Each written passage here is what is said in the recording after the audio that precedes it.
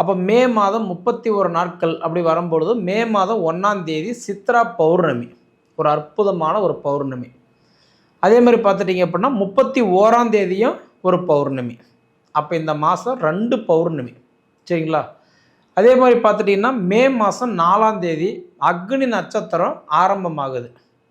அப்போ மே மாதம் 4ஆம் தேதி அக்னி நட்சத்திரம் ஆரம்பித்து 28ஆம் தேதி வரைக்கும் அக்னி நட்சத்திரம் தான். சரிங்களா? எப்பயுமே அக்னி நட்சத்திரன்றது 21 நாட்கள் தான் வரும். இப்போ பார்த்தீங்கன்னா 25 நாட்கள் அவர் வந்திருக்கிறாரு. இப்படி வரக்கூடிய ஒரு தருணமும் கொஞ்சம் நாம் கவனமாக இருக்கக்கூடிய ஒரு சூழல் இருக்கும். ஏன்னா வெயிலுடைய தாக்கம் அதிகமாகும்போது ஒரு சிலருக்கு உடல் உபாதைகள், உடம்பு முடியாதவங்கெல்லாம் கொஞ்சம் கவனமாக இருக்க வேண்டியது இந்த நேரம்.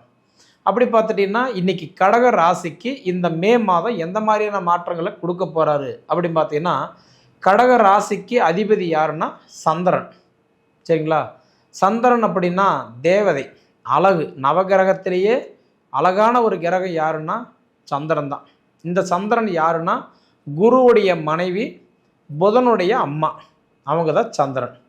அப்போ பொதுவாக பாருங்கள், இந்த கடக ராசியில் பிறந்தவங்க அல்லது கடக லக்னத்தில் பிறந்தவங்க, சந்திரனுடைய நட்சத்திரத்தில் பிறந்தவங்க கண்டிப்பாக பாருங்கள் அவங்க அழகாக இருப்பாங்க, முகலட்சணமாக இருப்பாங்க, கருப்பாக இருந்தால் கூட கலைமுகமாக இருப்பாங்க. சரிங்களா?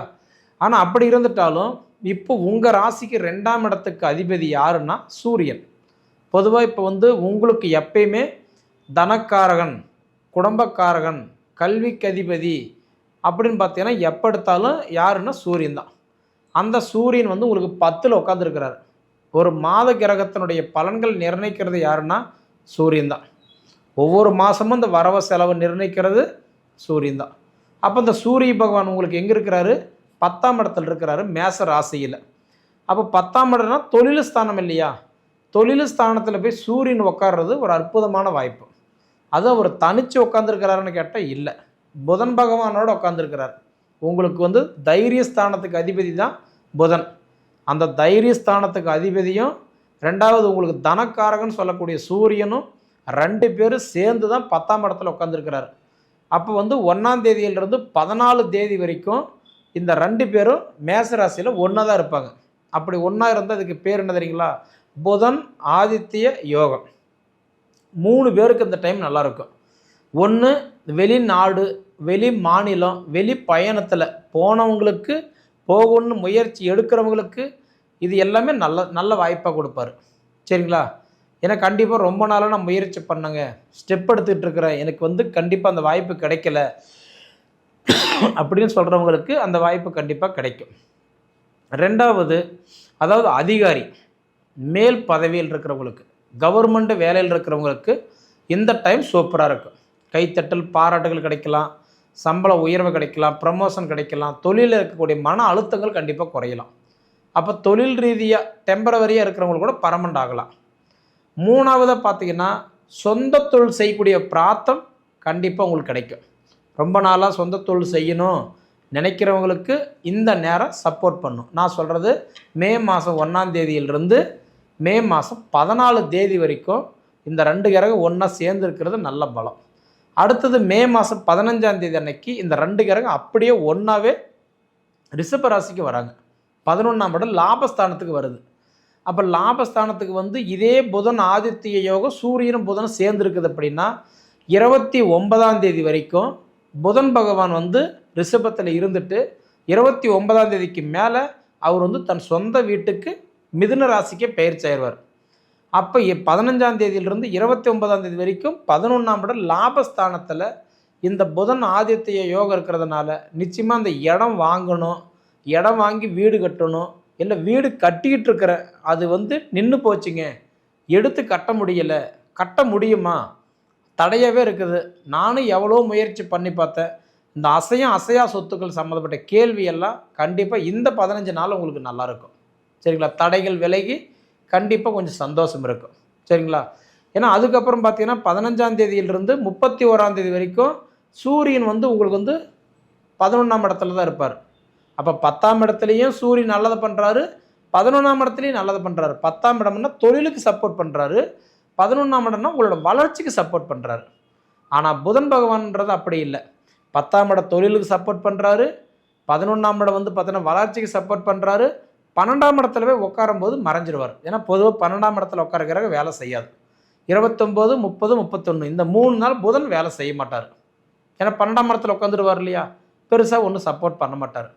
இப்படி போக உங்களுக்கு 11ஆம் இடத்துக்கு அதிபதி யாருன்னா சுக்கிரன் தான்.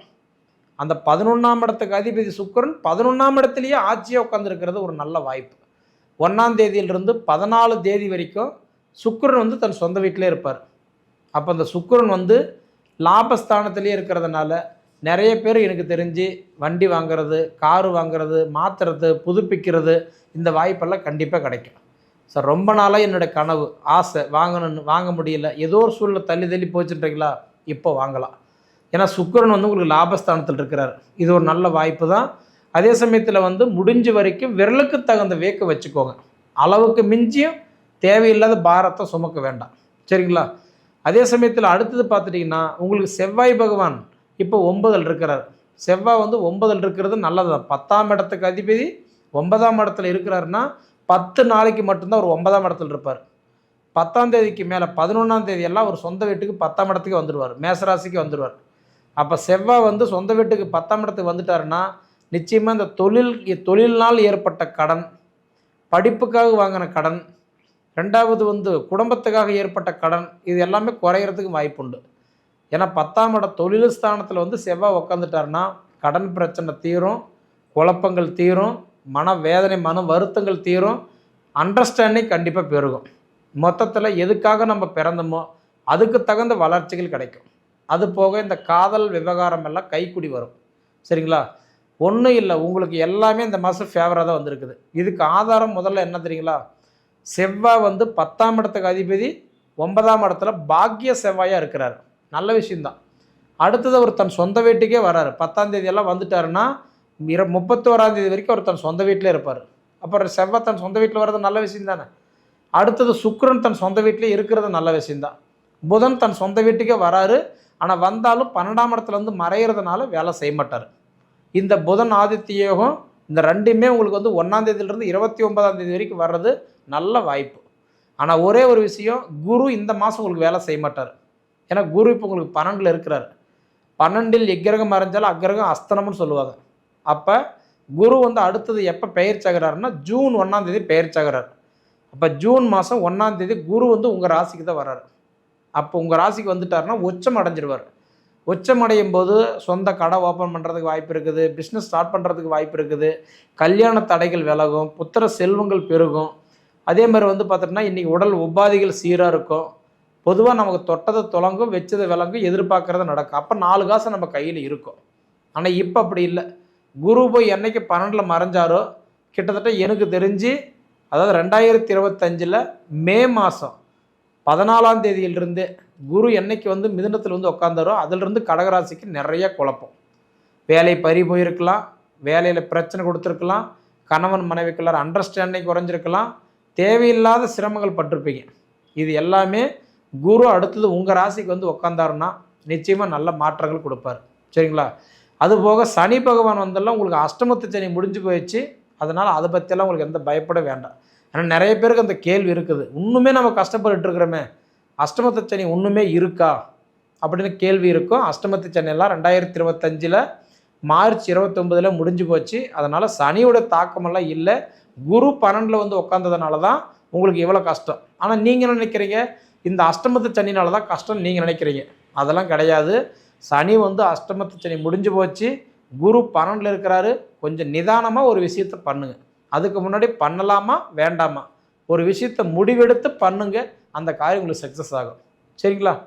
சரி நேயர்களே, அதாவதுன்றது நம்மளுடைய காணொலியை இவ்வளோ நேரம் நீங்கள் பார்த்ததுக்கு மனசிலிருந்து கேட்டுக்கிறனுங்க. நன்றி.